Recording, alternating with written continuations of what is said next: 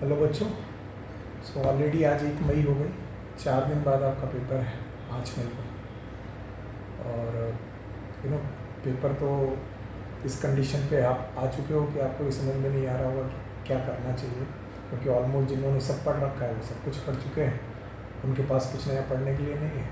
और जिन लोगों ने नहीं पढ़ा हुआ है उनको भी लग रहा है करना क्या है। सो 5 तारीख को पेपर में क्या आने वाला है ये तो 5 तारीख को ही पता चलेगा, पर एक गेस लगाते हैं यूनिट वाइज। तो मेरे पास अभी एनसीईआरटी की फर्स्ट यूनिट है। देखते हैं लिविंग वर्ल्ड में मैं 3 क्वेश्चन या 4 क्वेश्चन गेस करता हूँ। देखते हैं, कम से कम ये मोस्ट इम्पॉर्टेंट मुझे लगता है, आपको सही लगे तो बताइएगा। पहले तो मुझे लगता है कि एक क्वेश्चन बाइनोमियल नॉमेनक्लेचर से बनना चाहिए, जो कोरोलस लीनियस के 4 बाइनोमियल नॉमेनक्लेचर है ICZN और ICBM के साथ, और उसके 4 जो रूल हैं उस पर एक क्वेश्चन बनना चाहिए। इसके बाद टैक्सोनॉमिक हायरार्की है। टैक्सोनॉमिक हायरार्की में 3 चीज़ों का ट्रेंड जो है, एक तो स्पेसिफिक कैरेक्टर, जनरल कैरेक्टर और common and similar character among the taxa. इस पर एक क्वेश्चन बन सकता है जो अक्सर मेरे हिसाब से इम्पॉर्टेंट में आता है। और तीसरा क्वेश्चन ये है, जो टेबल है हमारे पास मैन, हाउस फ्लाई, मैंगो और वीट की, जिसमें genus, species, family, order, class और फाइलम और डिवीजन दिया गया है।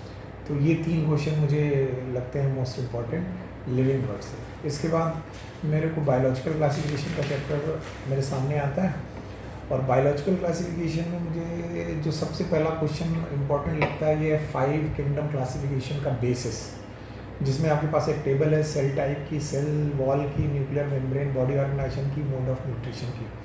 सो ये कई सालों से क्वेश्चन रहा है बेसिस ऑफ 5 किंगडम क्लासिफिकेशन का। तो ये टेबल बहुत इंपॉर्टेंट है। इसके साथ डोमेन सिस्टम वाला एक नया टॉपिक था, वो आप देख लीजिएगा। एक क्वेश्चन ये हो गया। दूसरा, किंगडम मोनेरा में मुझे साइनोबैक्टीरिया और आर्कीबैक्टीरिया ये इंपॉर्टेंट लगता है कि नाम। और किंगडम प्रोटिस्टा में मुझे जहाँ तक लगता है एक क्वेश्चन प्लाज्मोडियम से बनना चाहिए, और क्राइसोफाइटा में डायटोमेसियस अर्थ और गैनोलक्स जो रेड डायनोफ्लेजरेट है। और इसके बाद किंगडम फंजाई, जिससे मुझे बायोलॉजिकल क्लासिफिकेशन में मोस्ट इंपॉर्टेंट क्वेश्चन आने के चांसेस लगते हैं, जिसमें टाइप ऑफ स्पोर, एंडोजिनस और एक्सोजिनस स्पोर्स हैं, कोनिडिया देख लीजिएगा। इसके बाद दोनों स्पोर, एस्कोस्पोर और बेसिडियो स्पोर देख लीजिएगा। और फंजाई का बेसिस ऑफ क्लासिफिकेशन, और उसमें सेक्सुअल रिप्रोडक्शन में प्लाज्मोगेमी, कैरियोगेमी और मियोसिस का क्या रोल है वो। और वायरस में आपको देखना है एक TMV और एक है लैम्डा फेज, ये देखना है।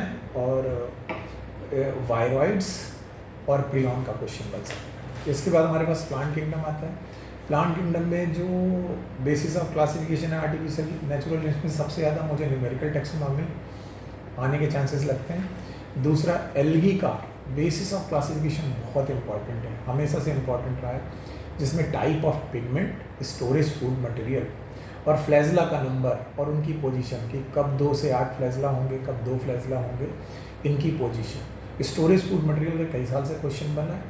और याद रखना है आपको, क्वेश्चन देखना है कि इनमें जो जू स्पोर और इप्लानोस्पोर का भी क्वेश्चन है। याद रखना एक टेबल है जिसमें क्लोरोफाइसी, फियोफाइसी, रोडोफाइसी की, वो टेबल आपको देख के जाना है। इसके बाद ब्रायोफाइटा में गैमेटोफाइट और स्पोरोफाइट के अलावा आपको ज़्यादा इसकी लाइफ साइकिल में डिपेंड नहीं होना है। और रहा है टेरिडोफाइटा, तो टेरिडोफाइटा में जो क्लासेस हैं, इनकी अपनी 4 क्लासेस हैं, उनकी क्लासिफिकेशन वो।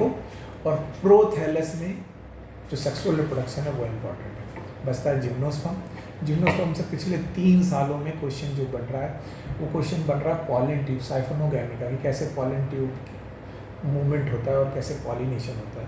तो मुझे लगता है इसी के आसपास का एक क्वेश्चन बनेगा। हाँ, एक क्वेश्चन और इम्पॉर्टेंट बचता है, that is seed habit. Seed habit के लिए क्या क्या इंपॉर्टेंट बातें हो सकती हैं टेरिडोफाइटा में, वो आपको याद रखनी है। और एंजियोस्पर्म को इससे हटा दिया गया है, लाइफ साइकिल हटा दी गई नहीं। तो फिर आता है एनिमल किंगडम। इतना बड़ा चैप्टर है एनिमल किंगडम, और इस पर गेस कर पाना थोड़ा मुश्किल है, लेकिन मैं आपको 4 बातें गेस करके दे रहा हूँ, और प्लीज़ याद करिए।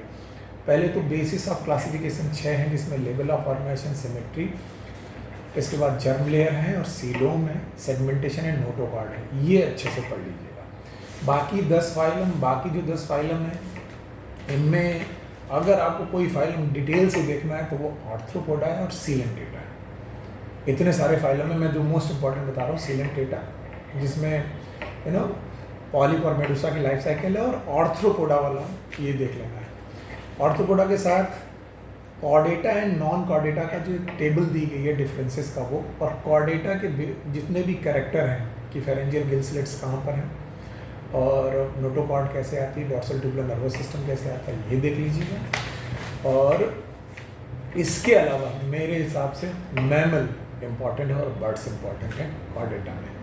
ये मेरा गेस है कि इनसे क्वेश्चन बनना ही चाहिए, ठीक है। पर गेस वर्क बेटा 5 तारीख को काम नहीं आएगा।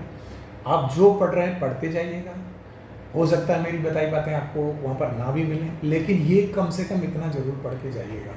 और इस तरीके के हर यूनिट वाइज मैं 10 यूनिट के 10 वीडियो बनाने वाला हूँ, जो आपको सीनियर एकेडमी के यूट्यूब चैनल, ये नया चैनल है तो इसे देख लीजिएगा, इस पर मिलेंगे। और सीनियर एकेडमी का अपना एक नया इंस्टाग्राम पेज भी बना है, तो उसमें भी आएगा, तो वो भी आप लोग देख लीजिएगा। जैसे 10 वीडियो मैं डालने वाला हूँ इन 2 दिन के अंदर, हर यूनिट में से एक वीडियो जो मोस्ट इम्पॉर्टेंट है। तो कम से कम इतने क्वेश्चन करके जाइएगा, और इनके भरोसे अकेले नहीं बैठना है, जो पढ़ रहे पढ़िएगा, लेकिन ये मैक्सिमम मुझे लगता है ये एरिया है जहाँ से क्वेश्चन बनना चाहिए। तो ये आखिरी पॉइंट पर आखिरी समय जाते जाते इनको देख करके जाना चाहिए। चलो टेक केयर।